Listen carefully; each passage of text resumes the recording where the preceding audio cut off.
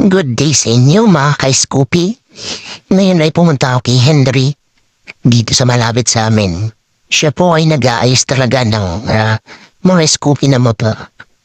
And pinaayos ko lang naman at pinakabit ko lang naman yung LED light na binili ko na mura lang. 300 lang sa tabi-tabi. Sana nga tumagal. Ayan po. Ayan kung nakikita nyo. Ayan. Parang pamilyar siya na meron din sa Shopee. Ayan.